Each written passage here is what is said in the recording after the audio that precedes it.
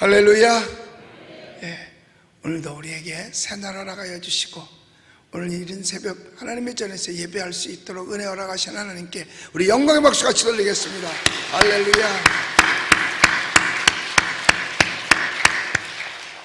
그리고 이 시간 국내외에서 이 예배에 함께 참석한 모든 분들 위해 하나님의 신령한 은혜와 땅에 기름지는 종이 넘쳐나게 되시기를 예수님의 이름으로 축복합니다. 우리 성경에서는 우리에게 교훈해주고 있는 것이 있어요. 뭐냐 하면 악을 미워하고 선에 속하라 하는 겁니다. 왜냐하면 우리가 하나님의 모양과 형상을 닮았거든요. 하나님은 하나님 속에 악이라는 것이 없어요. 오직 있다면 선만 있을 뿐입니다.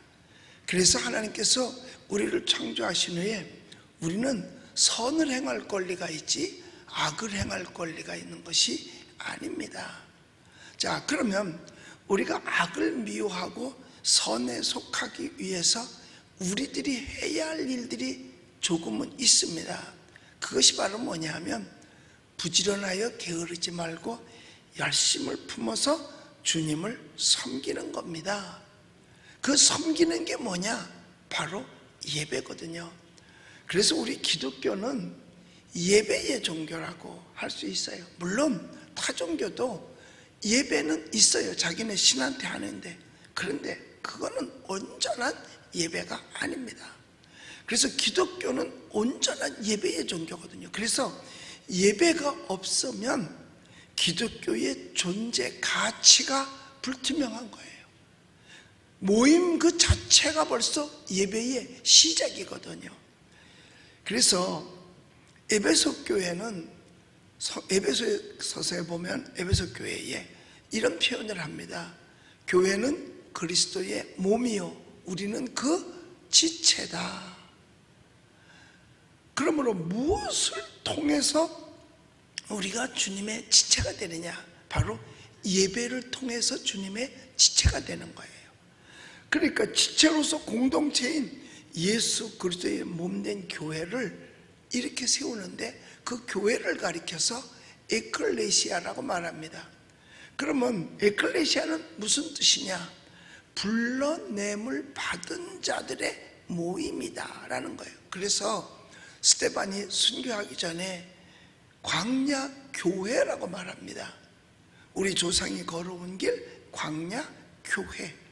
그러니까 애굽에서 죄악 가운데서 살다가 하나님의 특별한 택함을 받아서 불러내서 광야로 왔단 말이에요. 그 광야에 전체 모여서 한 게 뭐냐? 예배입니다. 그래서 광야 교회라고 이야기하는 거예요. 우리 하나님께서 예배를 받으시기 위해서 성막을 짓게 하셨죠. 성막 안에는 하나님께 예배하는 장소예요.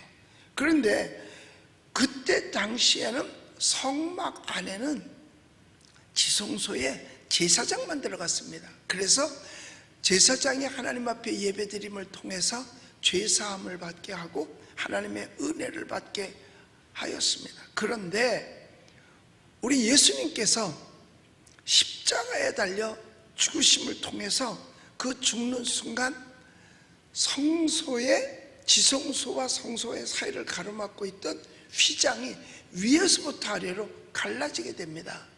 그래서 지성소가 다 보이게 된 거예요. 이제 누구든지 바라볼 수 있게 됐어요. 과거에는 제사장만 들어가던 곳을 이제 누구든지 다 볼 수 있게 됨으로 말미암아 그것이 성전 예배를 통해서 하나님을 대면할 수 있게 된 거예요. 예수님이 십자가 사건이 없으면 우리는 하나님께 대면하여 예배드릴 수가 없었습니다. 근데 예수님이 십자가를 지심으로 말미암아 성소와 지성소를 가로막고 있던 휘장이 찢어지고 온전하게 누구든지 하나님께 예배할 수 있도록 허락받은 것입니다. 그것이 오늘날 성전에 모여서 예배하는 것으로 발전한 거죠. 그러면 예배를 통해서 우리가 하나님을 경배하는데 이 예배하는 우리들의 자세는 어때야 되느냐? 첫째로 하나님을 사랑해야 되는 겁니다. 하나님을 사랑하지 아니하면 예배 자체가 무효예요. 형식일 뿐입니다. 의문일 뿐입니다. 그래서 예배는 하나님을 사랑해야 되는, 그런데 하나님을 사랑하는 방법이 신명기 6장 5절에 기록되어져 있습니다. 우리 같이 읽어볼게요. 시작. 다하고 뜻을 다하고 힘을 다하여 네 하나님 여호와를 사랑하라. 자, 하나님을 사랑해야 되는데 그 하나님께 예배하고 하나님을 사랑하는 방법이 바로 마음을 다하고 성품을 다하고 힘을 다해서 하나님을 사랑하는 거예요. 그러니까 하나님이 주신 성품을 다하라는 겁니다. 그래서 여기 오늘 본문 9절에서 사랑에는 뭐가 없어요? 거짓이 없나니 악을 미워하고 선에 속하라 그런 거예요. 하나님을 사랑해야만 되는데 마음을 다하고 뜻을 다하고 성품을 다하여 하나님을 섬기는데 진정한 사랑에는 뭐가 없느냐? 거짓이 없어야 그게 진정한 사랑이라는 거예요. 그리고 악을 미워해야 된다는 거예요. 하나님이 주신 마음은 원래 악이 존재할 수 없습니다. 그런데 사탄이 우리 속에 와서 역사하는 거예요. 자, 예수님께서 십자가에 달리시기 전이죠. 그때 가룟 유다에게 뭐가 들어갔어요? 사탄이 악을 넣어줬잖아요. 예수를 팔려는 생각을 넣었더라 라고 말합니다. 그러니까 하나님이 주신 성품에서 마귀의 성품으로 바꿔지게 되는 거예요. 그래서 로마서 12장 2절에서 우리 읽어봅니다. 시작. 본받지 말고 오직 마음을 새롭게 함으로 변화를 받아 하나님의 선하시고 기뻐하시고 온전하신 뜻이 무엇인지 분별하도록 하라. 자, 악을 미워하고 선에 속해야 되는데 그 악을 미워하고 선에 속해서 하나님께 예배해야 되는데 그 선에 속하는 방법이 뭐냐? 이 세대를 본받지 말아야 되는 겁니다. 항상 보면은요, 말세야 말세. 누가 하느냐? 어른들이 합니다. 어른들이 세상 보고 말세야 말세 그럽니다. 그럼 옛날에는 어땠느냐? 옛날도 애들 보면 말세야 말세. 항상 어른이 되면 애들을 보고, 그러니까 우리가 자랄 때도 우리 어른들이 말세야 말세라고 했습니다. 지금도 우리들이 애들을 보면 말세야 말세라고 이야기를 합니다. 그런데 이 말세의 세대 속에 되어져가는 이 세대가 어떤 세대냐? 본받지 말아야 될 세대가 옳고 그름이 구분이 안 되는 세대, 선과 악이 구분이 안 되는 세대입니다. 오늘날 이 세대가 그래서 악한 거예요. 성경에는 옳다 옳다 아니다 아니다 하라 그랬어요. 옳고 그름을 분별할 줄 알아야 돼요. 선과 악을 분별할 줄 알아야 됩니다. 그런데 어른들은, 즉 예수 믿는 사람들은 선과 악을 분명히 알고요, 오래 그래도 살아본 사람들은 경험에 의해서 옳고 그름을 대략은 합니다. 근데 정확하게 몰라요. 오직 성경을 통해서만 알 수 있는 거죠. 성경엔 옳고 그름을 분명하게 나열을 해놔였으니까요. 기록되어져 있으니까요. 그런데 오늘날 사람들이 옳고 그름을 분별하려고 하질 않아요. 선과 악을 분별하지 않으려고 그랬어요. 그래서 요즘은 옳고 그름이 없어요. 뭐만 있느냐? 좋고 싫음만 있습니다. 좋은 것만 있고 싫은 것만 있어요. 그러니까 옳은 것을 따르려는 것이 아니라 자기가 좋은 것을 따라가려는 거예요. 사람도 자기가 좋은 사람이면 그 사람이 나쁜 짓을 했어도 그냥 좋아요. 자기가 싫으면 아무리 착해도 그 사람이 싫은 거예요. 오늘날 젊은이들이 이렇게 가고 있어요. 이게 말세라는 것입니다. 성경은 말합니다. 선에 속하고 악을 미워하라고 말합니다. 그런데 선에 속하지도 않고 악을 미워하지도 않아요. 이게 나쁜 일이고 악한 일이고 잘못된 일인 걸 뻔히 알면서도 내가 좋아하면 관계가 없는 거지요. 그런데 성경은 뭐라고 말하고 있느냐? 하나님이 선하다고 말하고 있습니다. 시편 100편 5절 우리가 읽어볼까요? 자, 시작. 여호와는 선하시니 그의 인자하심이 영원하고 그의 성실하심이 대대에 이르리로다. 여기 앞에 뭐라 써요? 여호와는 선하시고 성실하심이 대대에 이른다 그랬어요. 그런데 이건 시편 100편 5절에만 있는 것이 아니라 시편에 보면 더 많아요. 엄청나게 여기저기서 여호와는 선하시고 인자하심이 영원하고 여호와는 선하시고 여호와는 선하시고 하나님이 선하심을 강조하고 있습니다. 그렇기 때문에 우리는 예수님을 믿기 때문에 하나님의 말씀을 듣고 우리는 선을 행하려고 노력을 엄청나게 하는 거예요. 그리고 선하게 살려고 애를 쓰는 겁니다. 그런데 세상은 그렇지 않아요.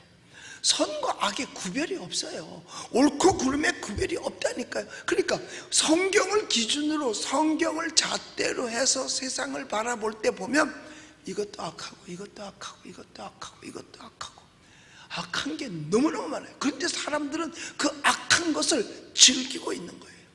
그러면 우리가 선과 악을 특별하게 분별한다면 어떻게 분별할 수 있을까요? 우리 여러분들, 우리 예수님을 믿으시면 아멘 하십시다.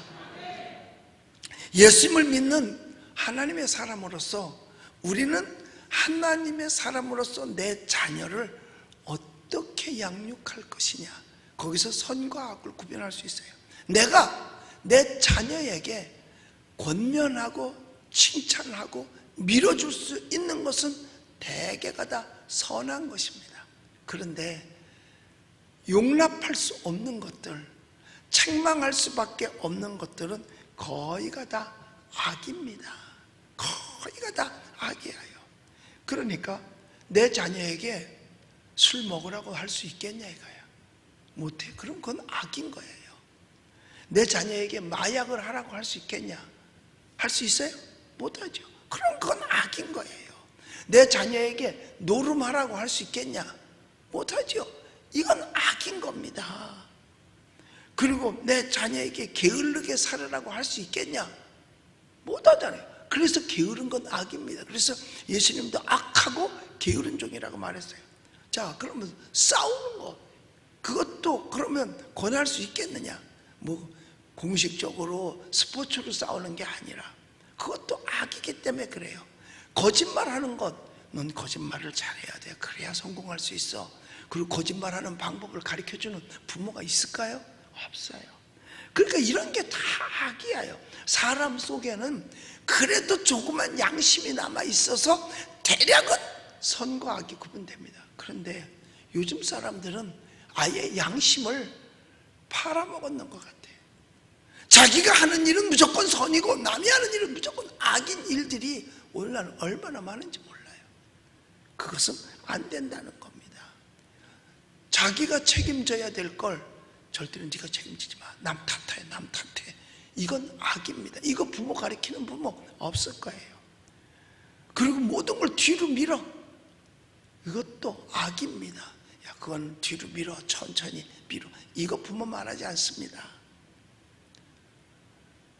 여러분, 성경은 우리에게 많은 것을 교훈해주고 있어요. 우리가 하나님을 사랑해야 되는데 그 사랑할 때는 악을 미워하고 선에 속해야 되는 겁니다. 여러분, 가장 선이 뭔지 아세요?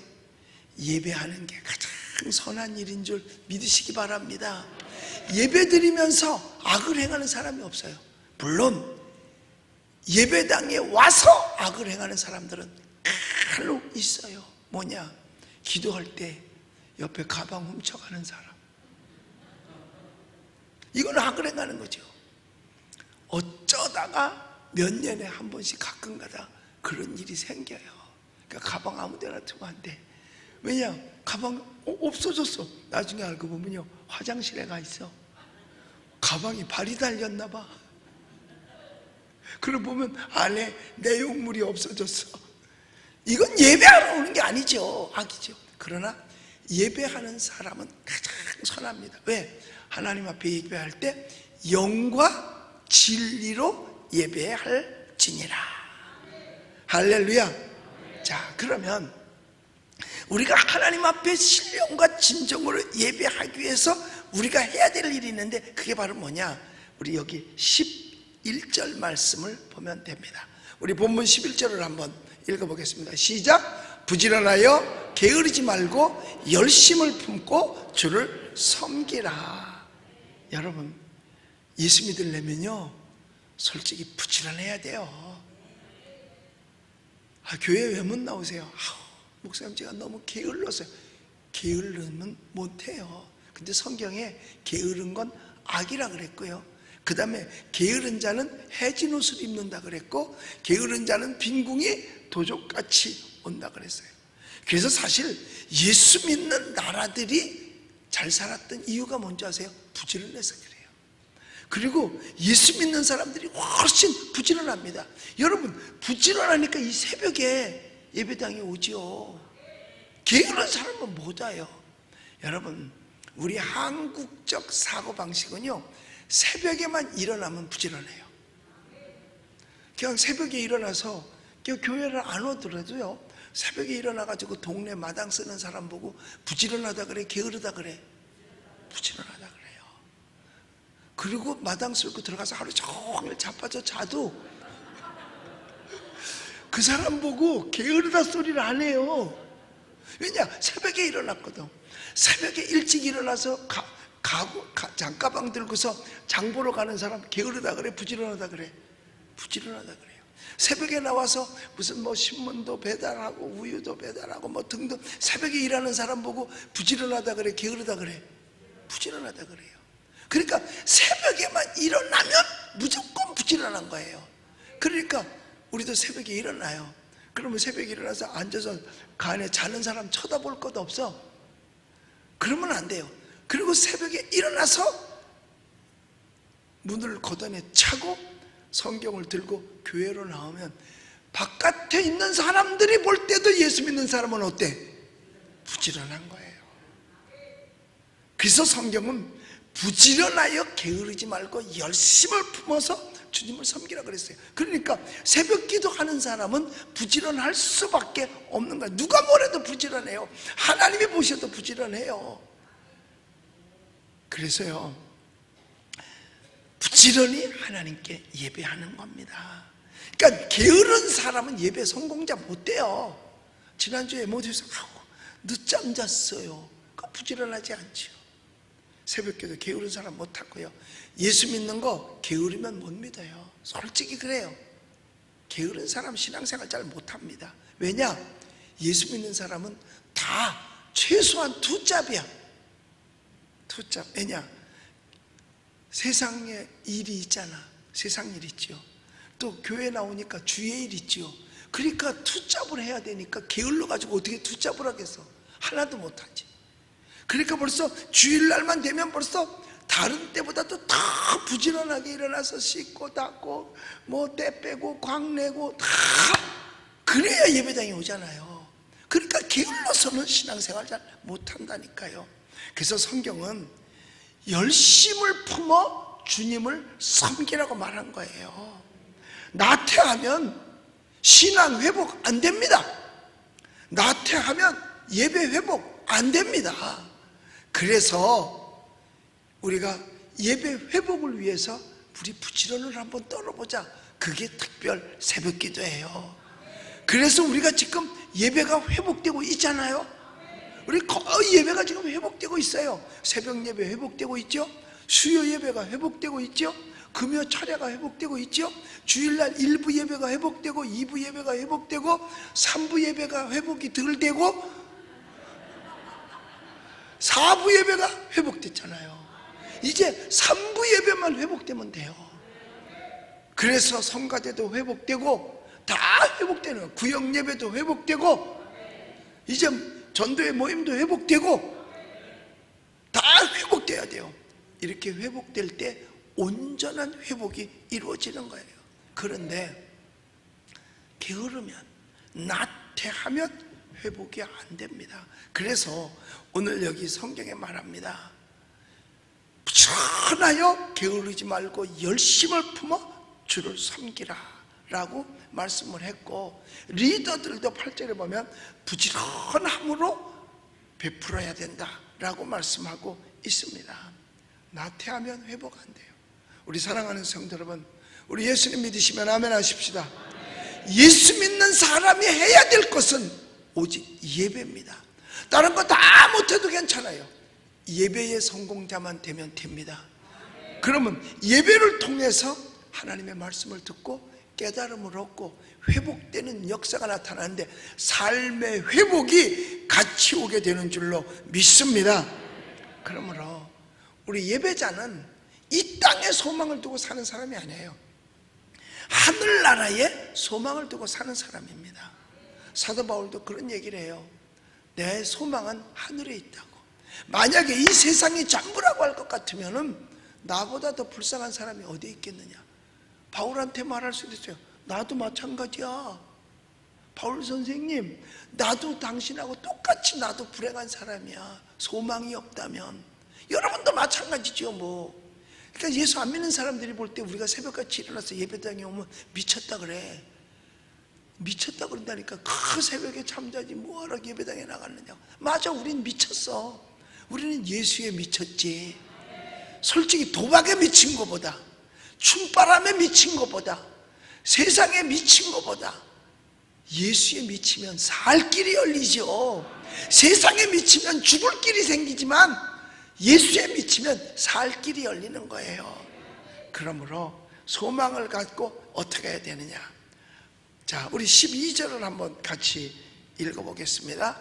시작. 소망 중에 즐거워하며 환난 중에 참으며 기도에 항상 힘쓰며. 하늘의 소망을 가지면 환난 이길 수 있어요. 왜? 조금 있으면 천국 갈 텐데 뭐. 그래서 환난이 와도 참는 겁니다. 참는 거예요. 지금은 어려워요. 그런데 어떻게 참느냐? 기도하면서 참는 겁니다. 그래서요, 기도하는 사람은 이길 수 있습니다. 예수님께서 겟세마네 동산에서 기도 왜 하셨는데요? 십자가를 이기시려고 참은 거예요. 십자가를 피하려고 기도하신 것이 아니라 십자가를 이기려고 기도하신 거예요. 그러니까 우리도 기도하면 환난도 참을 수 있습니다. 기도하면 어려움을 이길 수 있습니다. 기도하면 문제를 해결할 수 있습니다. 그래서 우리가 정오의 1분 기도는 나라의 문제를 이기려고 기도하는 것이고, 화요일마다 하는 응답의 기도는 육신의 문제를 이기려고 기도하는 거예요. 그래서 돌아오는 17일 화요일 날은 바로 이 자리에서 이렇게 모두 함께 같이 모여서, 뭐 생방 유튜브로 듣던 사람들도, 문제가 있는 사람들이 다 신청해서 이 자리에서 함께 뜨겁게 기도하고 예배하면 여러분 환난도 이기고 어려운 지금도 다 이길 수 있을 뿐만 아니라 육체의 고난까지도 이길 수 있는 줄로 믿습니다. 그래서 예배의 성공자가 되면 신앙의 성공자가 되고, 신앙의 성공자가 되면 삶에도 성공자가 되는 것입니다. 예배 속에 하나님께서 우리에게 주신 은혜가 있고, 예배 속에 하나님이 주신 축복이 있고, 예배 속에 내가 하나님 앞에 드릴 헌신이 있는 거예요. 예배 속에 다 있어요. 여기 있는 게 기도도 예배 속에 있죠. 심지어는 성도들이 쓸 것을 공급하는 것도, 손대접하는 것도 예배 속에 다 있어요. 서로 사랑하고 우애하는 것도 예배 속에 있거든요. 예배를 회복해야 됩니다. 예배의 성공자가 돼야 됩니다. 그러면은요, 나라도 살릴 수 있어요. 왜? 기도하니까. 우리가 기도하니까 말이에요. 우리 사랑하는 성도 여러분, 우리 예수님 믿으시면 아멘 하십시다. 우리 예수 믿는 우리들 예배의 성공자 됩시다. 우리 교회를 통해서 대한민국 교회의 예배의 회복을, 즉 예배를 살리고, 우리 교회에서 하는 기도로 대한민국을 살리고, 우리의 기도로 우리 대한민국을 지키는 우리 교회가 되십시다. 그 속에 여러분들이 주인공이 되시기를 예수님의 이름으로 축원합니다. 기도하겠습니다. 사랑엔 거짓이 없나니 악을 미워하고 선에 속하라. 부지런하여 게으르지 말고 열심을 품고 주님을 섬기라 했습니다. 주님 섬기는 방법이 예배 외에 뭐가 있겠습니까? 예배에 성공하면 예배 속에 주시는 하나님의 은혜를 잊고 하나님이 주시는 말씀을 통해서 우리는 이 세상을 승리하게 될 줄로 믿습니다. 하나님, 우리 교회에서 지금 하고 있는 예배 회복과 신앙 회복의 기도를 통해서 대한민국 교회를 깨우게 하여 주시고 대한민국 교회의 예배를 회복시키게 하여 주시고 대한민국 성도들의 신앙을 회복시켜 주시옵소서. 우리들이 날마다 기도하는 기도가 하늘 보좌에 다 상달되어 우리가 이 땅에 있는 동안에 다 이루어지게 하여 주시옵소서. 우리 대한민국을 위해서 기도하는 우리 모든 기도가 다 이루어지게 하여 주시옵고 하나님 보시기에 아름다운 나라 마지막 때에 세계를 선교하는 선교 기지국이 되게 하여 주시옵소서. 성도님들이 한 사람 한 사람 중보기도 하고 있습니다. 누군지는 모르지만 내가 모르는 사람을 위해서 기도할 때 하나님께서 그 기도 들어주시고 응답하여 주시사 기적이 일어나게 하여 주시옵소서.